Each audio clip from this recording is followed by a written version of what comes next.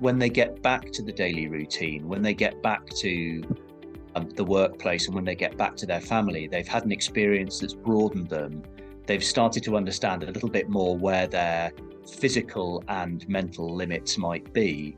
And I think actually for an employer, that puts people in a really strong position, because you're developing leaders and people who are able to take the initiative. Welcome back to another episode of the Cumbria Chamber of Commerce podcast.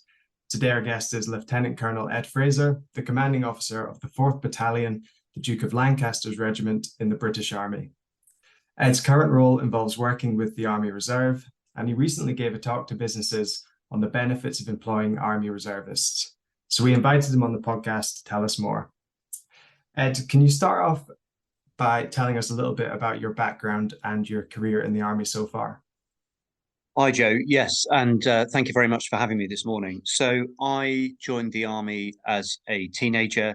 I started off as an undergraduate at a University Officer Training Corps for 3 years, on completion of which I went to Sandhurst, went through the 44-week commissioning course there and commissioned in 2001. I have served in the infantry ever since. Through a variety of different roles, commanding soldiers on operations in Iraq, Afghanistan, serving on operations in Somalia. I've exercised all around the world, Canada, the United States, Belize, Egypt, Cyprus, and further afield. So it's been quite a roller coaster ride over the last 20 years, but it's now brought me finally to the Northwest, to Preston, where my headquarters is, to command the 4th Battalion. How did you come to be commanding officer of the 4th Battalion, and what does this entail exactly? So to begin with then, how did I get to this stage? I am a regular officer, so I have served only as a full-time officer through my career. In contrast to many reserve units, which may be commanded by a reservist commanding officer who may also have to juggle the responsibilities of a civilian job as well. So for me, I have balanced a combination of appointments where I've been commanding soldiers. So 20 years ago, as a young officer, I was commanding a platoon of about 35 soldiers, on exercise and on operations overseas in the UK. Having performed well enough at that, about 10 or so years ago, I was selected to command a company. A company is about 120 soldiers. I commanded a company of our 1st Battalion, which is our regular battalion. That was in Catterick. And during that time, I deployed on operations to Afghanistan, leading the company, and then also on exercise in Kenya and in Estonia. From there, a series of staff jobs and some education followed. And having performed well enough as a company commander and a staff officer, I was fortunate enough in 2020 to be selected for this appointment as CO. And I took over the appointment in May of this year. So I'm about 6 months in now. In terms of what the commanding officer does, my responsibility is to set the tone and set the leadership for a battalion of nearly 500 soldiers and civilians. So that's about 450 Army reservists, a small cohort of about 20 full-time reservists, 15 regular staff, and about 20 civil servants. And my role is leadership, welfare, management, to make sure that the unit is trained and ready for whatever task might come our way. Talk a little bit about the battalion in general. What is the role of the battalion and where are you based? Okay, so we are an infantry battalion. Our role is ground close combat, and we are expected to be ready to deploy individuals or groups of soldiers worldwide at short notice in support of the Army's requirements. As a reserve battalion, we have 3 main missions. The first is to support warfighting, to support our regular counterparts. The second is to support resilience and homeland security operations in the United Kingdom. And the third role is for operations overseas, again in support of the regular army. The battalion is spread from Liverpool, Warrington, and Manchester in the south, all the way through to Cumbria, throughout the northwest. And I think probably of interest to your listeners from a Cumbria perspective is we have a company of about 100 soldiers based throughout the county, in Barrow-in-Furness, in Workington, and in Carlisle. Interesting. So you talked a little bit there about the reservists. Can you give us a bit more information on the Army Reserve?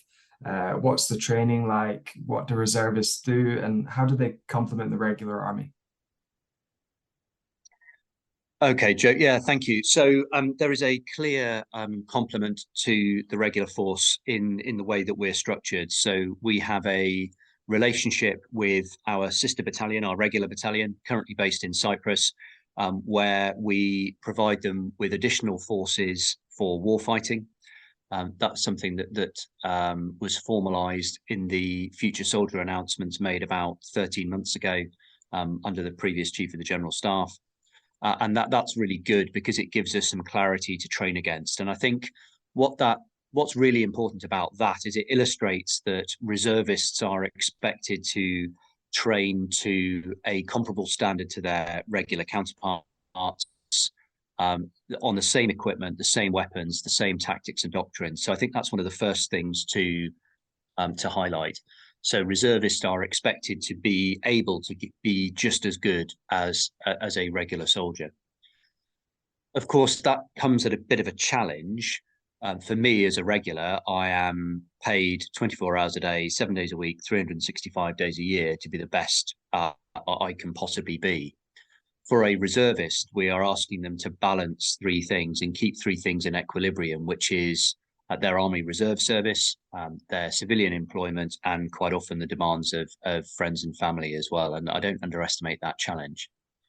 So we try to get a reservist to be as complete a package as they can be in the equivalent of about 27 days training a year as a minimum.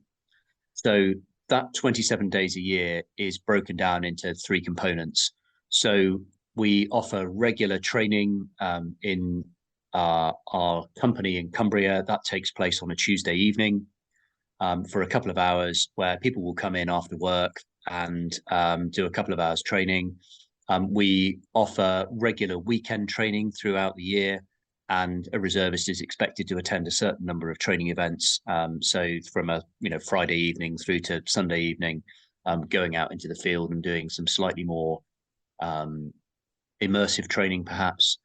And then we run what's called an annual deployment exercise every year, which is about 2 weeks in duration, where a reservist is expected to go away and do an intensive 2 weeks of tactical field training in order to meet the requirements we have of them for the year.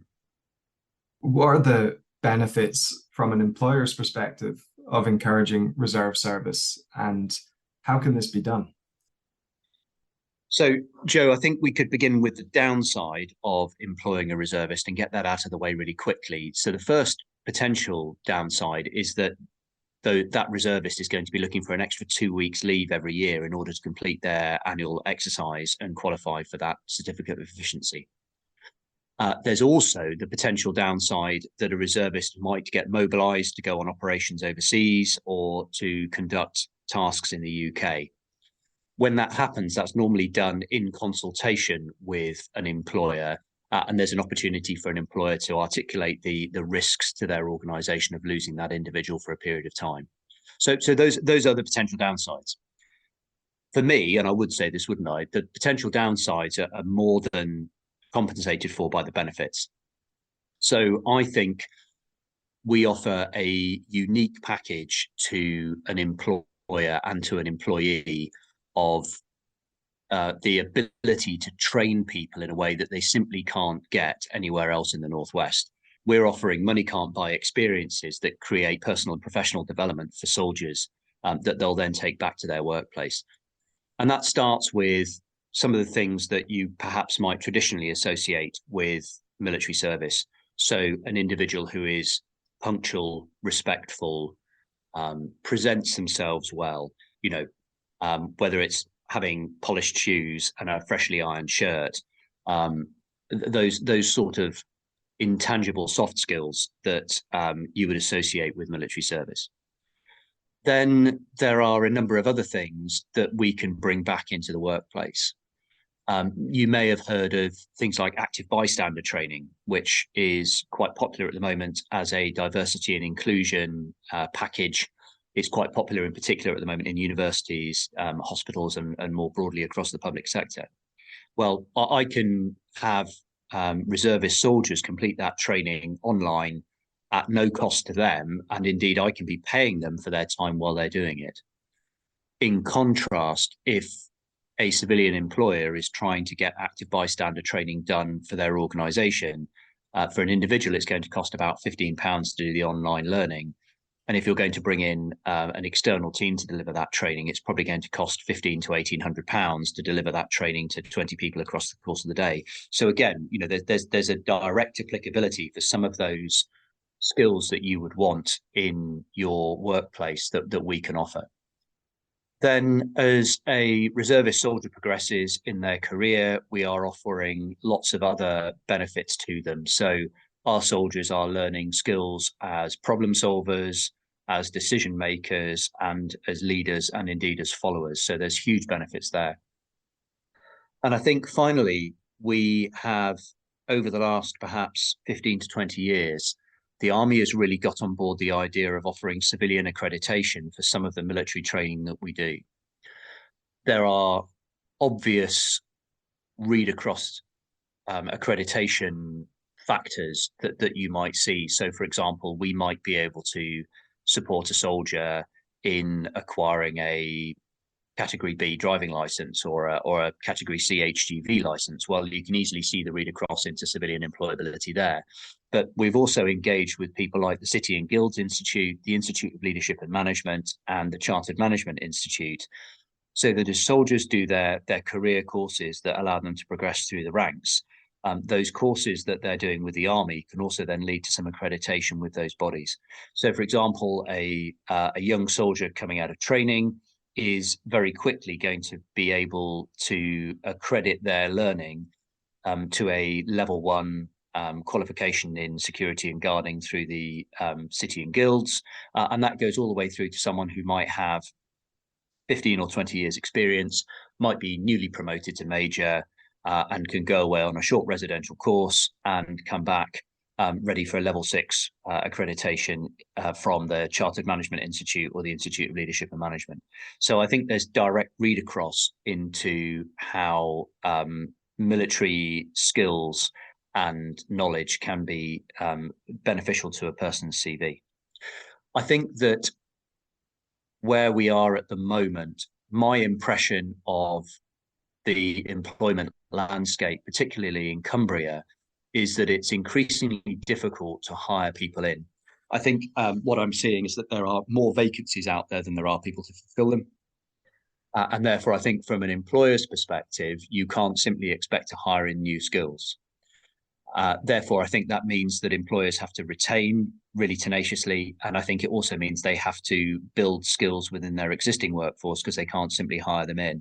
And I think what I'm offering for people that employ reservists is the ability to generate some of those skills and to create experiences that are positive for that employee's retention in the business at no cost to the individual and at no cost to the employer. Definitely. So Ed, what support is available for businesses who employ Army reservists and the reservists themselves? Okay, so Joe, thank you. Let's begin with talking about the benefits that are available to reservists. I think it's important to tackle the misconception that may be out there that service in the Army Reserve is an entirely voluntary activity. We do pay people for their time. And one of my team said to me the other day, he said, well, I don't do it for the money. but I couldn't do it for free. And I think that's probably a useful way of just understanding it. So we will pay people a pro rata proportion of a day's pay, depending on what they commit and depending upon their rank. And that is pegged to, but not quite the same as a reservist, a regular soldier's daily rate of pay. We offer a tax-free bonus at the moment for soldiers as they get through their basic training and then their specialist trade training. And then if a soldier completes all their training requirements for the year and fulfills the minimum time requirement, then there's also a tax-free bonus. So depending on the level of commitment, that can be around £470 in the first year of qualification, through to more than £1,800 tax-free in the fifth year of qualifying for that. As far as employers are concerned, we've then got the ability to provide employers with some support. So if a soldier is mobilised for a longer period of time through what's called the compulsory mobilisation scheme, then there are a number of protections for the employer. So, for example, if an employer has to bring in temporary staff to cover the absence of a reservist, we can offer financial support to help cover the cost of advertising, training, and employing that temporary staff member. And even we can do things like help with the cost of providing PPE if that's required for the role that the temporary staff member has to undertake. In recent years where we had people deploying for long periods to places like Iraq and Afghanistan, it could be that the reserve would be lost to a business for anything up to about 12 months. And you can imagine, therefore, that there would be a requirement to retrain that staff member when they eventually return to work. So we can also provide financial support for the cost of retraining that individual when they come back to their civilian work. Excellent. So here at Cumbria Chamber, we're a signatory of the Armed Forces Covenant, which means that we pledge to support the Armed Forces community in different ways by, for example, offering guaranteed job interviews to people leaving the Armed Forces and their partners, provided they meet the requirements of the role. I was wondering if you could just talk a little bit about the wider ways in which businesses can support the Armed Forces community. Yeah, thank you, Joe. So I think that being a signatory to the Armed Forces Covenant is a really valuable first step for any business that wants to create an atmosphere that is friendly to reservists, but also to veterans and also to the families of service people. I think I say that's an important first step because there is then another scheme that runs in parallel almost to it, which is the employer recognition scheme. The employer recognition scheme has got 3 levels: bronze, silver, and gold, and it's a sort of staggered system of ways in which an employer can generate policies that create favourable conditions to employ reservists, veterans, and families. At the extreme end, with gold award holders, that will mean things like, as you described, guaranteed job interviews for veterans in particular coming into the employment market, but it might also include something like a dedicated network for reservists and veterans, so they've got their own network within the organisation that they can use to discuss their concerns, their issues, whether that's associated with their service or whether it's associated with their role in the workplace. So I think I'm right in saying that BAE Systems down in Barrow in Furness is one of those which has got a dedicated network. Other things that are particularly good and are beneficial to me is writing into things like human resources policy within a business that an additional bit of protection and an additional bit of time for a reservist. So many reservists at the moment have to balance their annual leave with attending training and also trying to get some time away with family and friends. So many employers, particularly those on the silver and gold awards ladders, will allow their reservists an extra 2 weeks annual leave, which is dedicated to allowing them to attend courses and exercises to develop their reservist career. So those are the kind of things that we encourage people to do. The Northwest Reserve Forces and Cadet Association is the body that runs that employer recognition scheme accreditation, and they have a member of staff. His name is Gary Oakford, who is dedicated to supporting businesses in Cumbria and Lancashire as they go through that employer recognition scheme journey. Moving on to talk about your wider career, you're also a trustee of the Healthier Heroes charity. Can you talk a little bit about this organization and what you do? Yeah, thank you, Joe. This is something that's very dear to my heart, but it's something that's connected to, but I try to keep quite separate from my day job. So Healthier Heroes is a veteran-run organisation in Burnley in East Lancashire. It's run by a great friend of mine, Andy Powell, and Andy and I served together in Afghanistan in 2012. Andy left the army very shortly thereafterwards and struggled with the transition from military service back to civilian life for lots of reasons. And he, having come through those struggles and out the other side and made a success of himself in civilian life, Andy looked around at the veteran community in East Lancashire and identified a need to help some of our veterans that have complex needs and require a great deal of support. There's a bit of a narrative out there that suggests that many of our veterans, particularly of those of the campaigns in Iraq and Afghanistan, are somehow broken. I don't believe that to be true. I think the overwhelming majority of people who've served over the last 20 years have joined the army in a good place, have served well, and transitioned back into civilian life in a really positive way and have an awful lot to give back to their communities. However, as is the case with any walk of life, there are some veterans who really struggle either because of pre-existing traumas that are associated with their childhood growing up, because of their service or post discharge.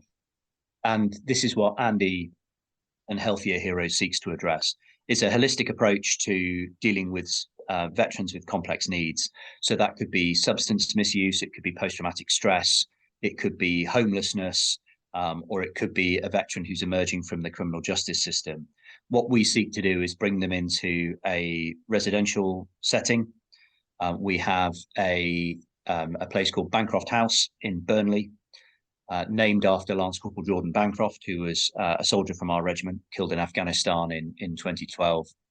And in Bancroft House, we can accommodate 21 veterans at any one time. And by trying to generate a recovery plan jointly with the veteran and with the various agencies that provide support, we give that individual agency over how they recover. And we also try to deal with not just some of the symptoms, but also the wider causes of why that individual might be struggling and why they might have their needs. I'm really pleased to have been involved in this organisation for the last 2 years. We have never had more than about 24 hours where we've had any vacant rooms, and we've managed to help nearly 90 veterans through that residential scheme. And many hundreds more people across the community in Burnley and beyond over that time. So it's something I feel really passionate about, and it's something I'm delighted to be able to help Andy with, even if it's only in a very small way. It's amazing. I wonder if you could talk as well about the charity fundraising work that you do. You recently did a 10,500 kilometer virtual bike ride from Mogadishu to Burnley on an exercise bike. That must have been quite the undertaking. Can you talk a bit about that? I realised quite early on that I'd bitten off more than I could chew. So I deployed to Somalia in 2020 for about 9.5 months. And a long overseas deployment quite often requires a bit of focus just to give you something to do that's not about work. And a physical challenge is always quite good. And I've seen plenty of people do things like this before. They'll run the length of the country, or they'll try and cycle home or something like that. So I was stationed in Mogadishu, and I put into Google Maps to try to work out how far it was from Mogadishu to Burnley if I was to try to cycle.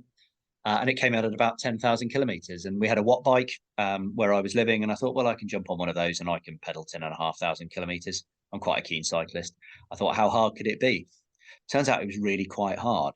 But it gave me something to do. It gave me a bit of focus in my day to say, right, I'm going to switch off deliberately now. I'm not going to focus on the task I'm doing in my normal working day, my operational deployment, and I'm going to give myself an hour or so just to try to stay physically fit.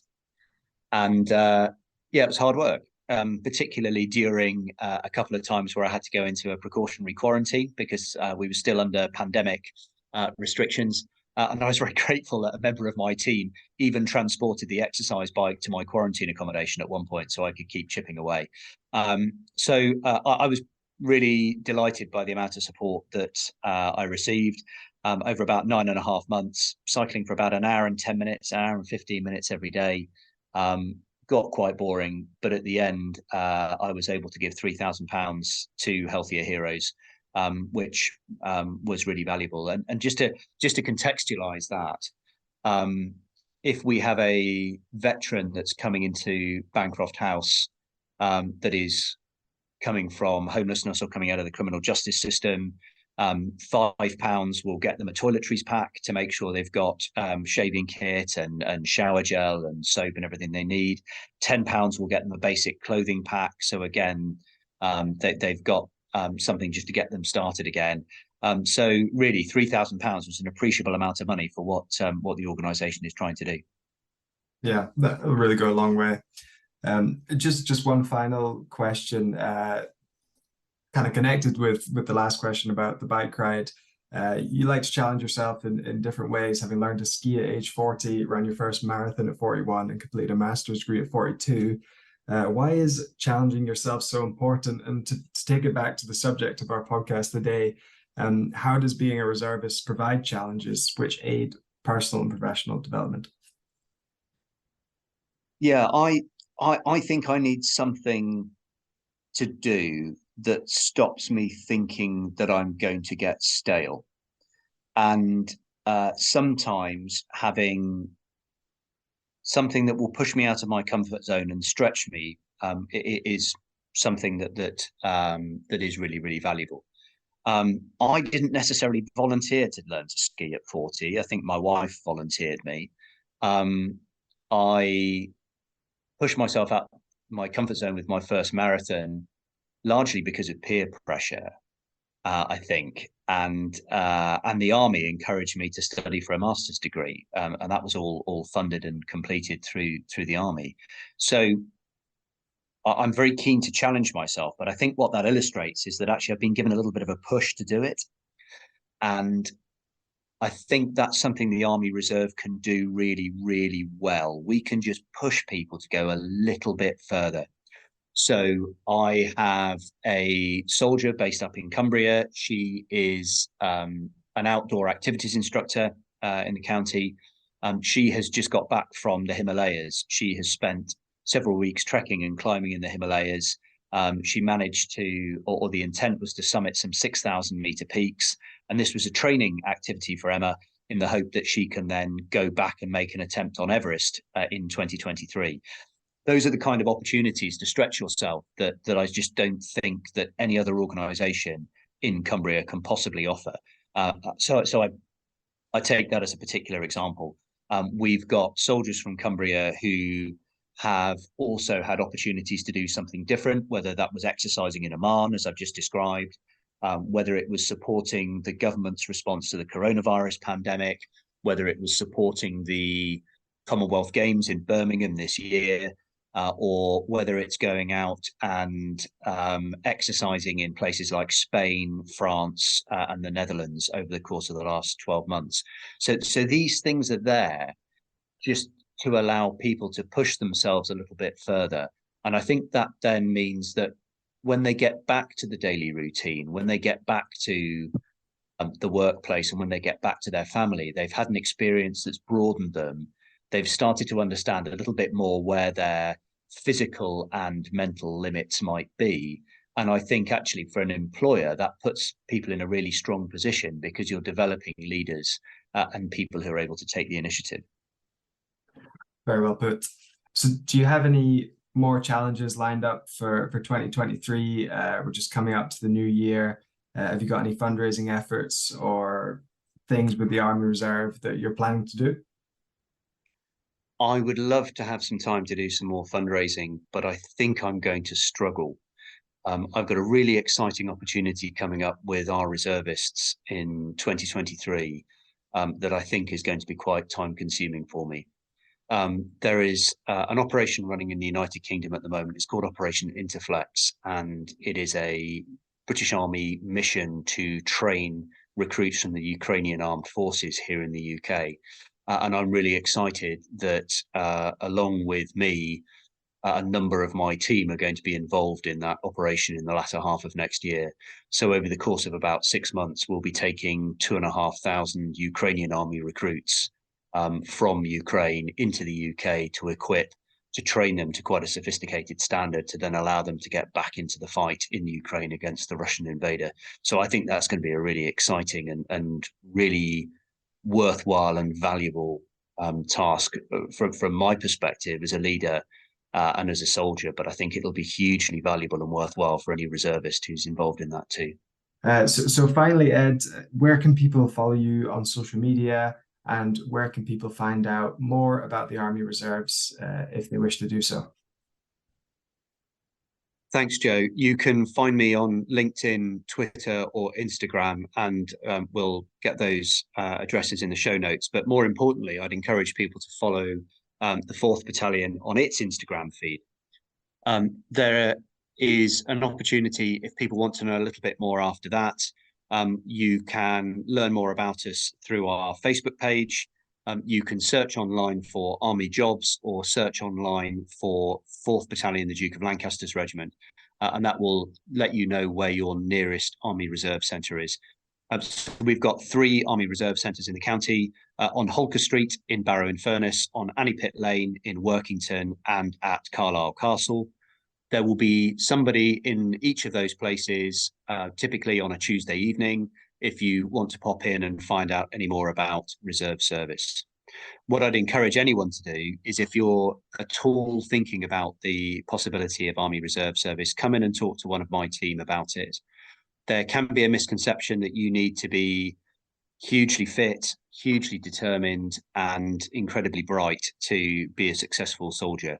And I don't think that's necessarily the case. I would argue that with a little bit of determination, we can persuade you that pretty much anyone can do what we do. This isn't necessarily an activity for superhumans. It's ordinary people doing extraordinary things, and it's eminently achievable. Great. Ed Fraser, thanks so much for being with us. Thanks, Jay.